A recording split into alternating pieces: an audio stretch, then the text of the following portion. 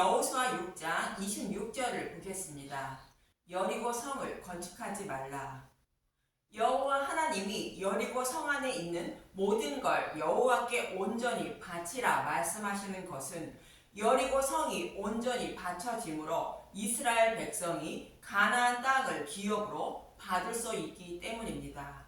이 말씀은 모형으로 예수님이 십자가에서 온전히 여호와께 바쳐짐으로 하나님 나라를 기업으로 받을 수 있다는 뜻입니다.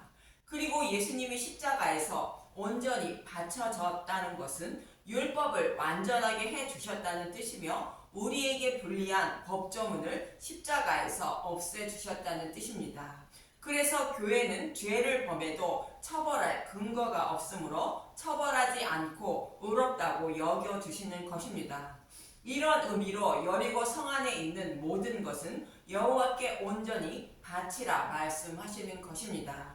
그래서 여리고 성은 육신이 연약하여 온전히 지키지 못하는 율법을 상징하는 것입니다. 그런데 본문 26절을 보겠습니다.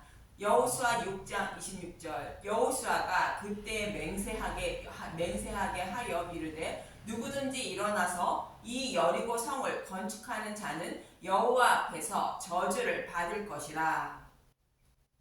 그 기초를 쌓을 때 그의 맏아들을 잃을 것이요 그 문을 세울 때 그의 막내 아들을 잃으리라 하였더라. 여리고 성을 건축한다는 것은 예수님이 십자가에서 완전하게 해주시고 없애주신 법조문을 세우는 것을 말합니다. 즉 복음을 믿는 믿음으로 구원받으려는 것이 아닌 율법을 지켜 의롭다고 여김을 받으려는 자를 말하고 있습니다. 그런데 그 기초를 쌓을 때 그의 맏아들을 잃을 것이요 그 문을 세울 때 그의 막내 아들을 잃으리라 했다는 것입니다. 맏아들과 막내 아들은 저주를 받고 구원받을 수 없다는 뜻이며 모든 아들이 다 죽는다는 뜻으로 심판을 받을 수밖에 없다는 뜻입니다. 율법을 지켜 의롭다고 여김을 받으려는 자는 우상을 섬기는 자와 같다는 뜻입니다. 열왕기상 16장 31절에서 34절은 이렇게 말하고 있습니다.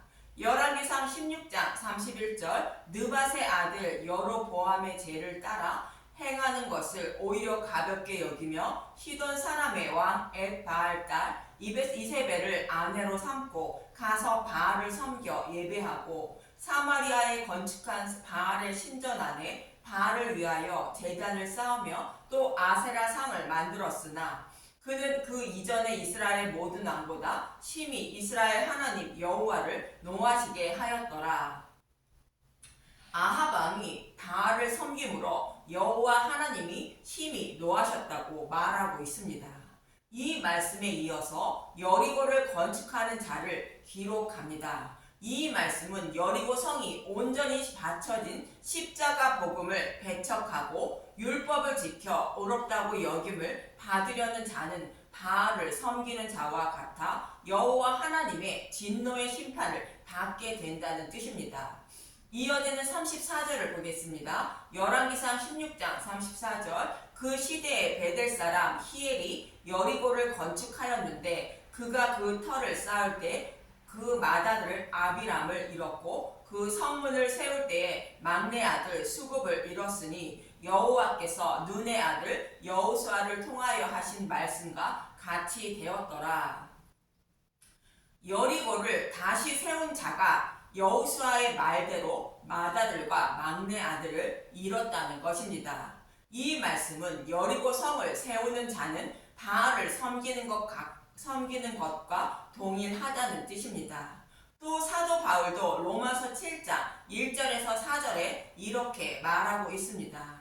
로마서 7장 1절 혼인관계로 비유한 율법과 죄 형제들아 내가 법 아는 자들에게 말하노니 너희는 그 법이 사람이 살 동안만 그를 주관하는 줄 알지 못하느냐.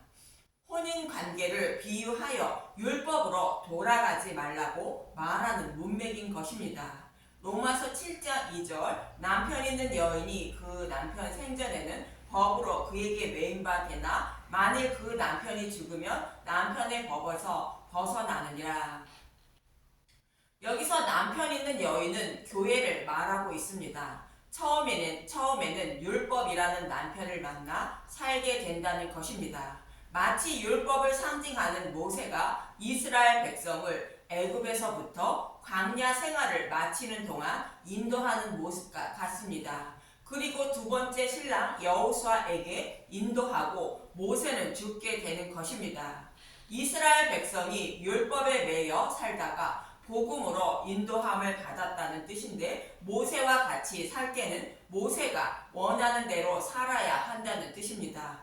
그러나 모세가 죽으면 그렇게 살지 않아도 된다는 뜻입니다.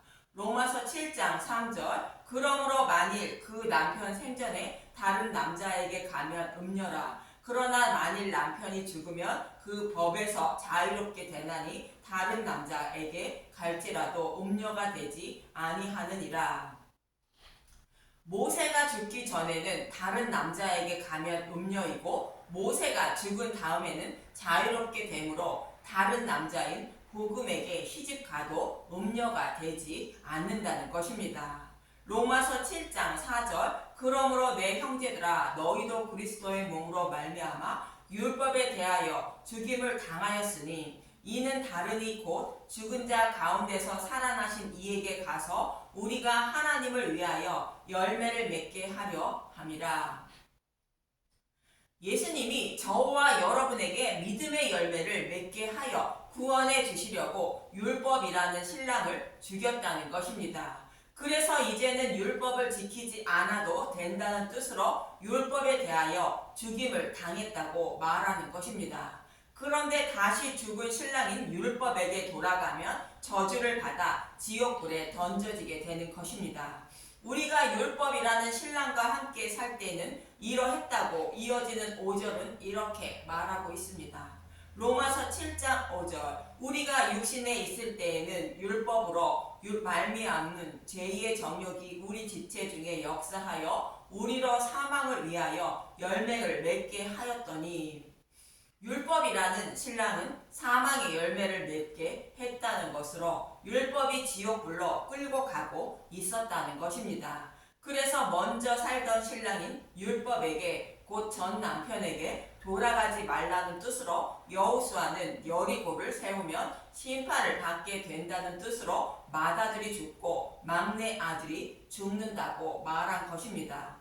저와 여러분의 구원은 어떠한 행위가 아닌 우리의 모든 죄를 대속해 주시기 위하여 여호와께 온전히 바쳐진 예수님을 믿는 믿음으로만 구원받음을 잊지 마시길 간절히 기도드립니다. 감사합니다.